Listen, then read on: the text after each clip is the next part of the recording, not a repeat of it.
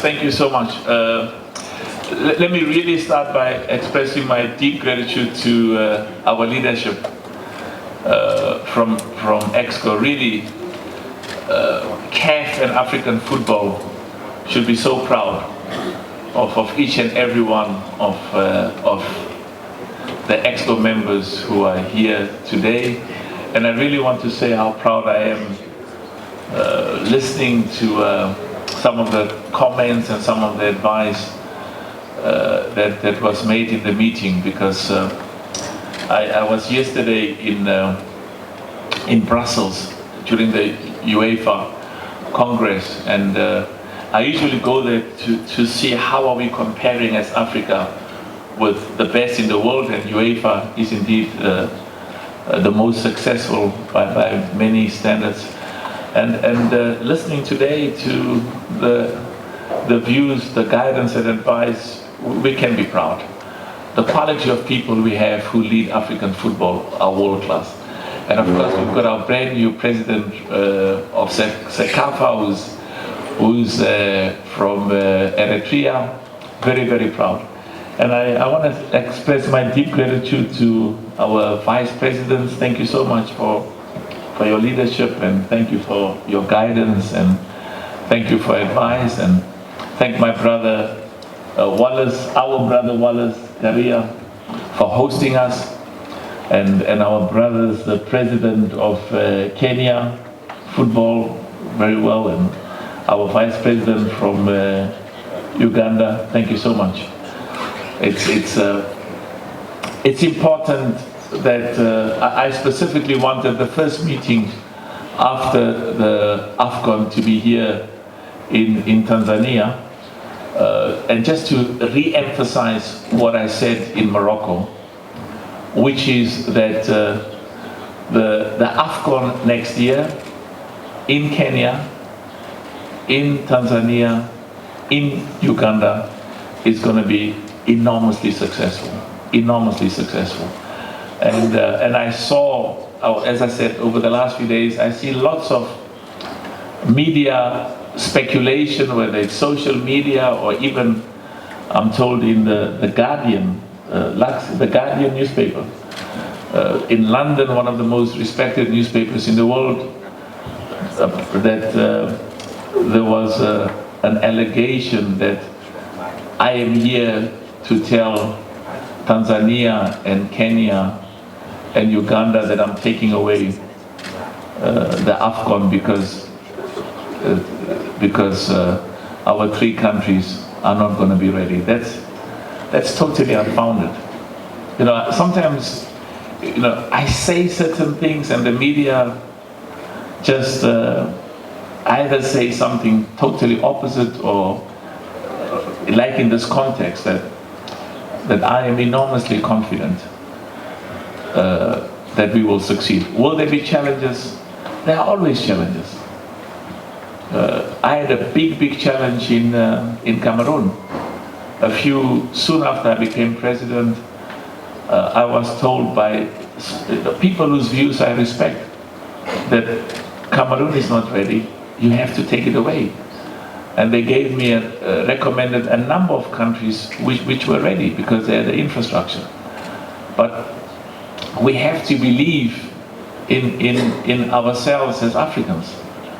We have to believe in our people and recognize that there'll be challenges, but like we did in Tanzania, I remember like we did in Cameroon. Cameroon was a huge success. And when we went to Côte d'Ivoire, the president of Côte d'Ivoire is here, the same problem. Lots of media saying Côte d'Ivoire will never be ready and we should take it away. But as I said, that principle that has made us in African football to succeed is because I was very clear, CAF was very clear, African football was very clear, that we're going to work together despite any challenges. And Afcon next year in Kenya, Tanzania, Uganda is going to be enormously successful.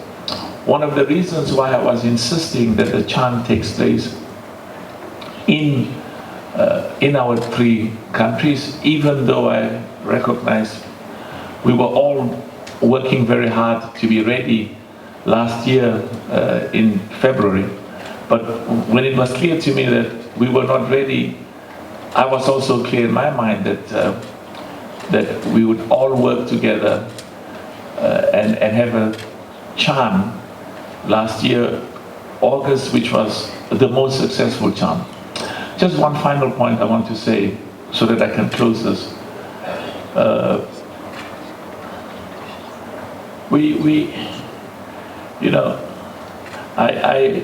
was at the World Economic Forum in Davos, and I've been going to these big meetings with some of the most prominent businessmen and heads of state, and there's always a huge obligation on us from Africa, as well as a huge commitment by all of us to make sure that we show our people that we can host an Afcon, we can host a football competition like the best in the world. We've just had the most successful Afcon in the history of this competition in Morocco. We had an enormously successful Afcon in Côte d'Ivoire. We had a successful Afcon in Cameroon. But we also have to send a message to all of our people on the continent that that we believe in our capacity to succeed. We believe in our capacity to be as good as the best in the world, because we have the skills, and also we have the self-belief and the integrity. And that's why I really hope I will not hear this. I hope nobody will ask me that question as well, whether the Afcon is going to be taken away, or whether it's going to be in Kenya, Tanzania. You can ask me whatever question you want. If you want to ask me, go ahead and ask me. But I'm just emphasizing that I have a huge amount of confidence, and I'm going to work very hard, and we are all going to work. The EXCO is going to work hard, my vice presidents are going to work hard. I'm so proud of Wallace, the president of football in Tanzania. I'm so proud of Mohammed, the president of football in Kenya, and I'm proud of my vice president, our vice president in Uganda. I'm proud of Magogo. And let me repeat, there will be information in the media over the next few months that this stadium is not ready, this pitch is not ready, the grass is not ready, there are not enough hotels, and we'll fix those challenges. We're going to have a celebration. And I was very proud, and I can say it as the president of the 54 football nations in Africa. I was so proud, Wallace, of how Tanzania played. Wallace? Yeah, I want to see you, Wallace. You are hiding somewhere, I don't know. Yeah. I go forward, you go backwards, I go backwards, you go forward. I was so proud of how Tanzania played in Morocco. Very, very proud. I was so proud of how Uganda played. And in my head, Mohammed, I was also proud of how Kenya would have played. And we are going to use this competition to identify the best talent amongst our young boys and girls. And East Africa is going to be a powerhouse of the best football on the continent, as much as West Africa is a powerhouse, North Africa is a powerhouse, Southern Africa is a power. So let's put that aside. And I really want to thank President Samia, Madam President Samia. Please pass our deep gratitude to her for her commitment and for her support. And it's that sort of confidence and commitment, Wallace, by Madam President and by the government and the people of Tanzania that gives me a huge amount of confidence that we're going to succeed. And do the same, President Ruto was sending a beautiful selfie around, or a video of the beautiful stadiums. Please pass our regards and say that we are thankful for his support and the people of Kenya. And my brother, please, President Motsepe, the same, and the government of Uganda and the people of Uganda. Now, I have to go and talk about Morocco. And the first thing I want to do about Morocco is to express my personal deep gratitude and the deep gratitude of the 54 member associations on the continent who represent 54 countries. Our deep gratitude to His Majesty King Mohammed VI, may God assist him. Our deep gratitude to the people of Morocco. Our deep gratitude to the government of Morocco. Our deep gratitude to our brother Fauzi and the Royal Morocco Football Federation for hosting the most successful Afcon in the history of this competition. Can we clap hands for them, please? And also to thank them for their hospitality, to thank them for the infrastructure, the stadiums, the love that was shown by the people of Morocco to all our football lovers from all over the world. We are enormously grateful, and the success of Afcon in Morocco is a wonderful foundation on which to build and provide a huge inspiration for Afcon next year in Kenya, Tanzania, and Uganda. I also want to express my personal deep gratitude to every one of the 24 nations that participated in Afcon Morocco. We're very proud of every one of you, and a special congratulations to Senegal for having won, and gratitude to the heads of state and the people of the 24 countries that were part of the Afcon in Morocco. We showed the world the best of African football, and it's a moment of enormous pride. Now let me talk quickly as well about what disappointed me enormously. And when I gave my statement a few days after the Afcon in Morocco, I used the words, I was extremely disappointed with what took place at the final. Very embarrassing. That should never happen again. It will never happen again. It's a blemish on the outstanding Afcon we had. And of course, as president of CAF, I may not comment on the proceedings which is in front, or which was in front of the CAF disciplinary board, and is now apparently going to the appeal and will proceed thereafter and go to CAS if what I'm told will happen.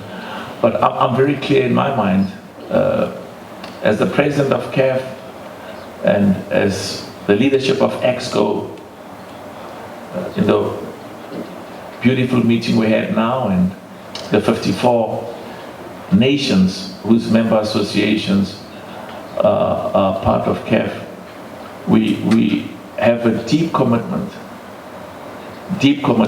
It is absolutely non-negotiable that we will maintain the integrity, we will maintain the credibility, we will maintain the impartiality of referees, African referees, CAF referees, VAR operators and match commissioners. And we spend a lot of time in the meeting receiving a report from the chairman of the referees committee on the performance of the referees in the final and the performance of the match commissioner, of the VAR operator operators in the finals of the match in Morocco, as well as we spent some time talking about the performances of the referees throughout the competition. And I am absolutely determined, and CAF is absolutely determined, and the leadership of CAF, the highest decision-making body in CAF, the CAF Exco, to make sure that in the judgment of ordinary football people, there are two things we have been doing and we will do. We'll make sure that the referees and the VAR operators and the match commissioners are world-class in their training, in their expertise, in the quality of decisions they take, and it's very, very important. And that's why there's this consistent peer review. As the chairman of the referees committee came to give us a report on the CAF referees committee's assessment of the performance of the referee, as well as of the performance of the VAR operators in the finals in Morocco. So we will make sure that the quality of our referees are world-class, and to the extent that there are challenges and problems and weaknesses, we'll fix them. But another very important thing, and this is very, very essential, that ordinary football lovers in Africa and throughout the world, they must look at the decisions that our referees and VAR operators take and believe that those decisions are just, fair, and equitable. So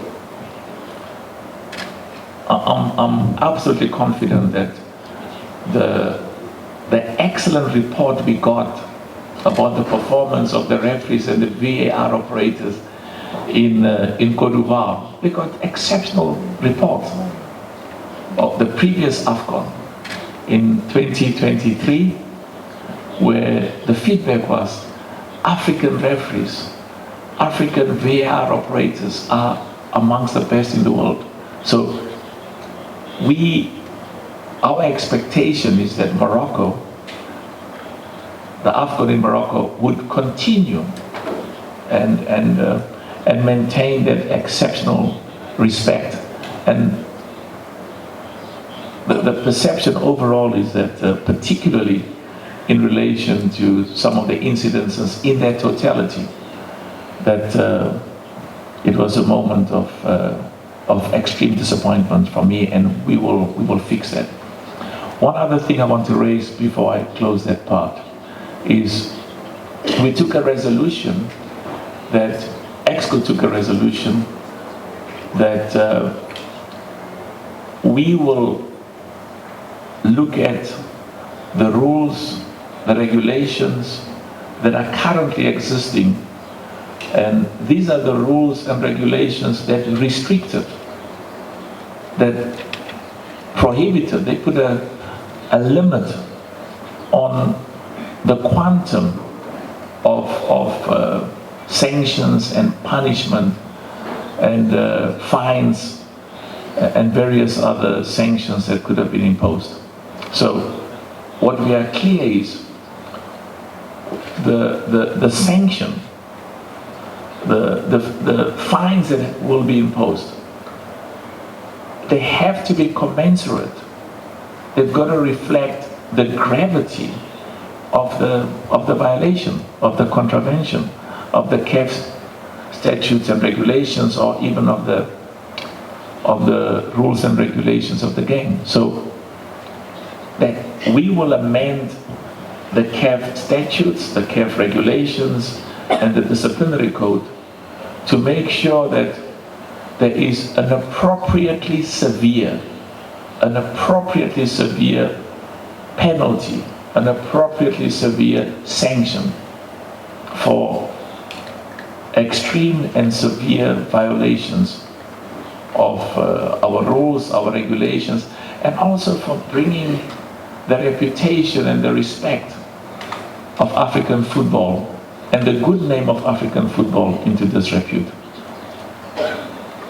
What happened on the finals of the CAF in Morocco, that behavior and conduct we don't ever want to see again. It should never happen again. We will not tolerate it. We've got zero tolerance and zero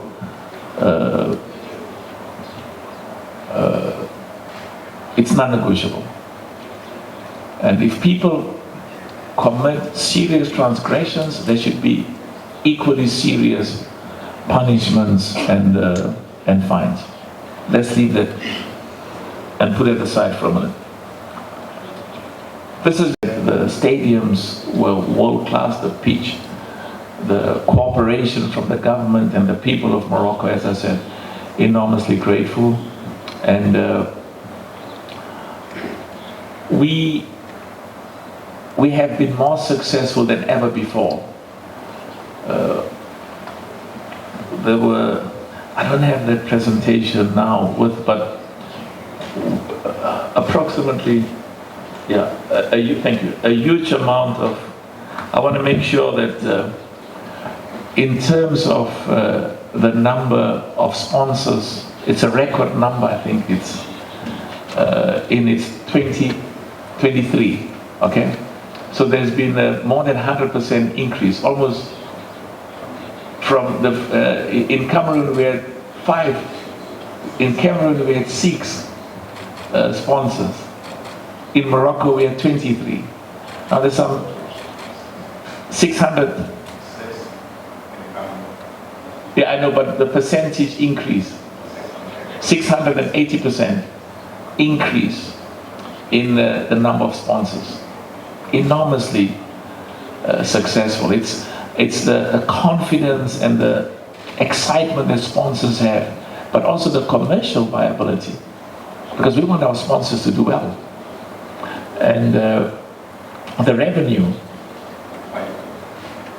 The revenue in Cameroon, I've just, and it was 5 million in Cameroon. In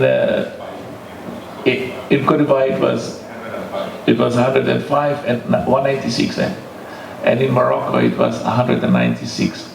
That's the revenue. So 5 in Cameroon, 105 in Cote d'Ivoire.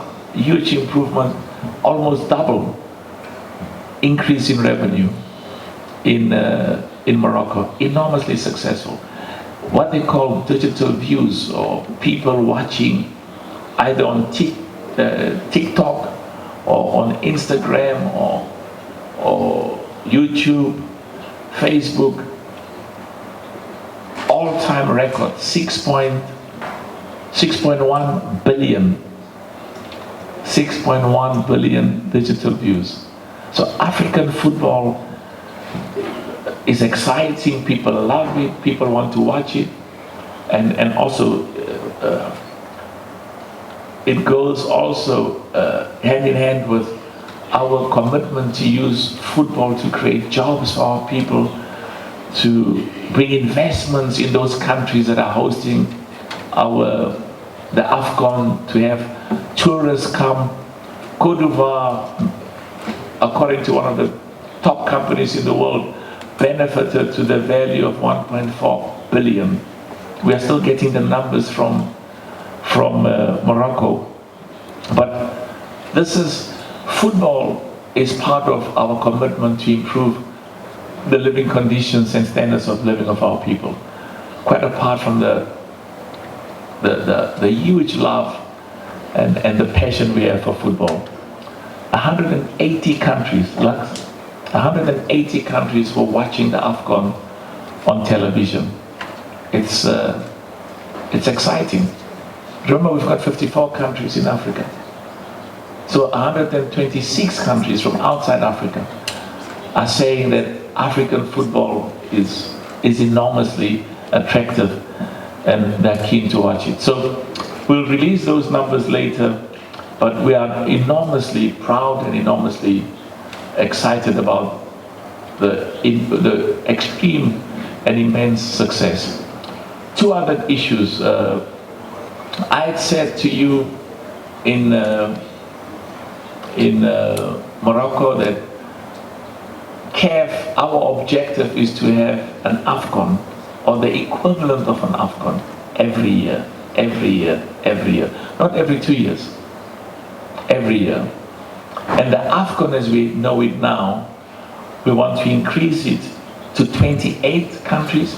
And as we said, that will take place once every 4 years. But remember, the Afcon as it is currently constituted is an important part that we want to maintain, at least under the name of the Africa Nations League, have that coming together every 2 years. So every year there will be, we also want to build this regional or zonal competition, because when you've got Tanzania play Uganda, or Tanzania play Kenya, or where you've got Cote d'Ivoire playing Senegal, or Nigeria playing Ghana, or Mozambique playing South Africa. We want to build football at grassroots level, but also one of the important objectives of the African Nations League is to contribute to the development and growth and investment in football infrastructure in every single one of our 54 nations. Why this African Nations League was also critical is there are still, the number is about 12 or 13. It has come down from 22 nations, and it varies, that don't play football in their countries. You cannot build football if the spectators and the fans cannot watch their national team, their football clubs play in their country.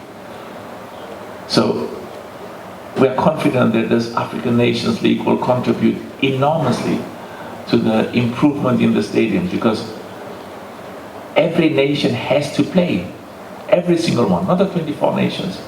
Every year, 54 nations have to play. And I was saying to Wallace, last year when they had the Confederations Cup, and I gave instructions as the president of CAF that we wanted the Confederations Cup final to be played in Dar es Salaam.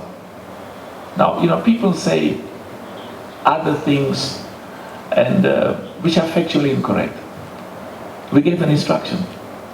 But when the feedback was that Dar es Salaam did not meet the Mkapa Stadium, did not meet the requirements, I said, fix it. Because we want full stadiums. I don't want Simba to be playing in Zanzibar. I love Zanzibar. But I want a full stadium in Mkapa.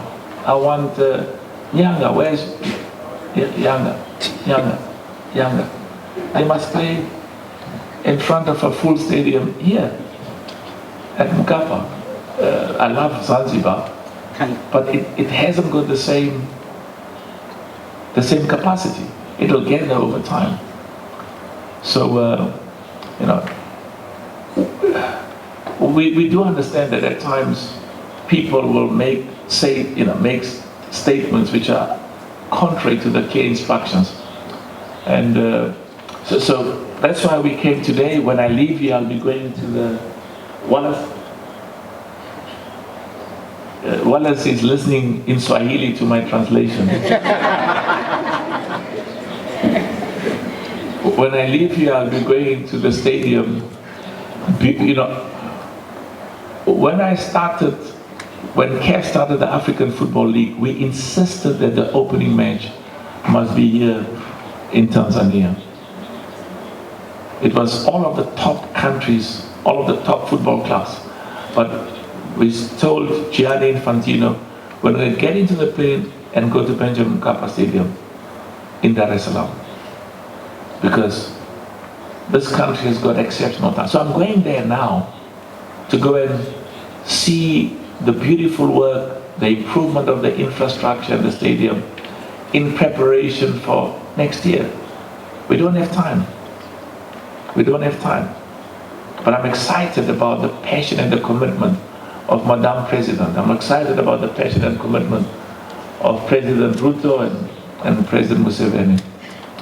So we will be enormously successful next year. Have I forgotten anything? You okay? Have I forgotten anything? All right. So let me just see quickly here, because they always say, President, there's something else you should have said. I don't know what it is. And maybe some of them will come. So we have to believe in ourselves, in our people as Africans. And when I say believe, I'm talking about believing that we can host and we will host an extremely successful Afcon in our 3 countries. You know what? We took the wrong, you took the wrong document. I don't know, you left the right one elsewhere, but it's fine. Let me see. No, it's okay. All right, so if there are any questions, we will answer those questions. If you just say who you are, tell us which they're available. It's a public document, so you can get hold of it wherever you want. It's on the website, so it's there. Yeah, because we have a duty to you and to hundreds of millions of football lovers to know exactly how we are performing. You know, are there improvements? Where is there room to do benefit? To do better. And then you're 100% right. We almost had a similar problem. I don't want to mention countries, but where there were huge amounts of money was spent on stadiums, and there was no maintenance of those stadiums or even utilization. So that's why we don't want one country to overextend itself. I mean, look at Pamoja, 3 countries. So not one of them has to build all of those stadiums on its own. Samson, for Afcon we need about what? 6 full-time stadiums, world-class stadiums, and then training pitches, 24. So we need 24 world-class places for the teams to train and exercise and warm up, and then you need 6 stadiums worldwide. So Kenya doesn't need to do that. Uganda doesn't need to do that, neither Tanzania. But the beauty is, I mean, for these 3 countries to come together, as exciting and as inspiring it is from a football perspective, it's also about our people. Jobs are being created. They are trading together. Investments are taking place amongst our 3 nations. Our people, because sometimes these borders are artificial. We're the same people on the same side of the river, but that river separates us. And it's part of our commitment to an Africa where all of us work together with our neighbors for football development, but also for jobs, for investment, for tourism, and for improving the living conditions of our people. So those stadiums, I mean, Yanga will be using all of those stadiums. Is that correct, Mike Chairman? You're building a new stadium. You see, I don't know which team. You like Simba or you like Yanga? No, you don't like and all the others. And so those infrastructure will be used by our football clubs, our national teams, because also we're having more competitions coming on, more CAF competitions, more national team competitions. There's going to be a national team competition every year. So the quality of African players will be world class. So when we compete in the World Cup, we will do even better because we are being kept at the highest level. So those facilities, those stadiums will be utilized, will be maintained, and will be there for posterity. And yeah, you said there's the elections in Kenya. When are the Kenya elections? It's August, eh? Yeah, we will be finished by then. Yeah, you will know by then how wonderful you will have performed. Okay, next question quickly. Let's go to the lady. No, give the ladies. Man, lady, man, lady. There's a lady. There's a lady there. No. Just no. Sorry. Please. We'll speak one person at a time, if you don't mind. My apologies. Sorry. Let's go to the lady in the back. I promise you'll have a chance. What did I? Ask the question about General Secretary. About retirement. Yes. Yeah, no, but the retirement is governed by our rules and regulations, and we deal with those things in accordance with not just legality but governance. So we will take the best decision as CAF concerning employees. Now, I've got so many I don't know. I'll get guidance. Sengo, you might know. In many companies, when you reach a retirement age, the leadership, the board, can extend it for a year on a year basis, or they can decide to find somebody else. So we will deal with that in accordance with not just our rules and regulations, but also in accordance with governance, global best practices. Thank you. In the back. Okay, thank you, President. My name is Esther Dels from... Of the way the opening match is going to be here. Is that correct? Or you don't? Oh, okay, they say they're still talking. Okay, you're still talking. Wallace, I was saying the opening match is going to be here in Tanzania. They say, oh, President, wait a bit. It could be in Kenya, it could be in Uganda. We'll be guided by you guys. But it's going to be, it's a moment of pride for our people in Tanzania. Enormous pride. The world, I mean, I was saying to others, one of the top businessmen said to me in America, I'm coming with my family to watch football in Tanzania, and then we'll also be going to visit the Serengeti. So we'll be coming, and we've got, and the same I was saying to President Ruto, Mohammed, same, there's hundreds of thousands of people who will be coming for the football. I mean, the numbers I got from Morocco was millions, eh? Yeah. The numbers that were released for people who came, the tourists, for the Afcon in Morocco, it was...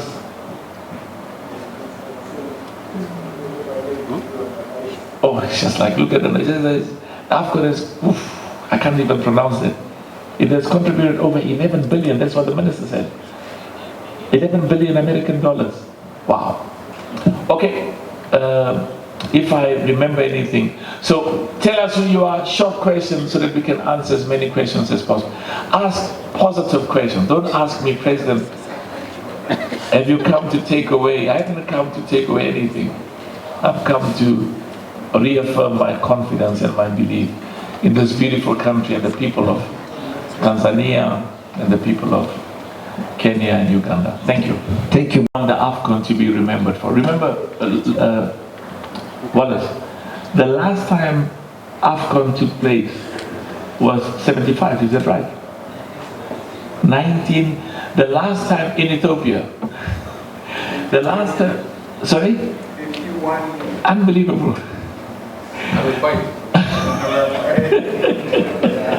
So the last time there was an Afcon in East Africa, was more than 51 years ago. So that's why I'm so proud of Wallace and Magogs and my vice president from Uganda and our brother Mohammed, because they are making history, and the Exco is making history, and the 54 nations in Africa are making history. So what would be like the Afcon to be remembered for is, and you must, what is your name? My name is Pablo.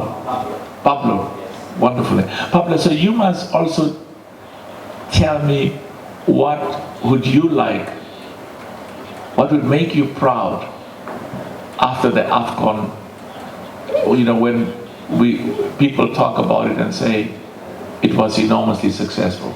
What constitutes success? What does it look like? I mean, for us, is the quality of the football. Look at Morocco, Afcon Morocco. Look at Afcon I see Idris, Afcon, Cote d'Ivoire as well as Afcon. The quality of African football is just consistently improving. That's why we also, we increased the prize money for the winner of the Afcon by 50%. So $10 million. So the quality of the football, world class. We are building infrastructure, stadiums that will be there for many years to come for the benefit of the people of Tanzania, for competitions, African competitions. You now can position yourself to host other competitions. CAF under 20, CAF under 15, the women's competition. And you know what? You can even compete to host FIFA competitions. You say, there's a FIFA under 17, there's a FIFA under 20. You know how many countries, how many stadiums. We want to put a bid in. So it's an investment in infrastructure, because the hotels, we have a problem now. We were talking to others. From what we are advised by our experts, there will not be enough rooms. There will not be enough hotel rooms. So what does it mean? Your bed and breakfast. You've got a beautiful house, Pablo. So you can tidy up the room at the back, and then put in an extra bed and put in a stove, and then when the people come, say, for 2 weeks, come and hire my house, and they must pay you in dollars. Okay, they can even pay you in the Tanzanian currency, but translate it into dollars, because where they come from, they pay much more. So it creates opportunities for entrepreneurship, for young businesses, young boys and girls, bed and breakfast, our guests to come and stay in your houses, in your rooms, charge them. Those who come from Eritrea, who come from Rwanda, from Burundi, from Mozambique, some of them would love to be in your house. The food is nicer than in the hotel, I was thinking dollars. You stick in? Dollars. Oh. They can pay us in the Tanzanian currency, but make it the equivalent, because if you charge them $100 a night, it's very cheap. But when you translate it in the local currency, it may sound like a lot of money. Thank you so much. Next question. We'll just go to the gentleman behind Papa, then we come this side. That has been here for the last few weeks. They've been in Tanzania. They're now in Kenya, and then they'll be going to Uganda, because they are on the ground. And there's going to come a time soon when they'll be based permanently. Several months before the competition starts. Working with the local organizing committee, engaging, and you must come and also tell them where you think that there's areas where we can do better, where we can improve. Is it a formal invitation? Sorry? Is it a formal invitation for me to be there?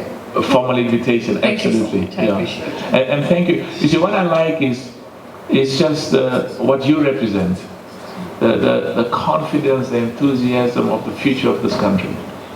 And that's why we want together to host, because remember, there's 126 countries that will be watching the match.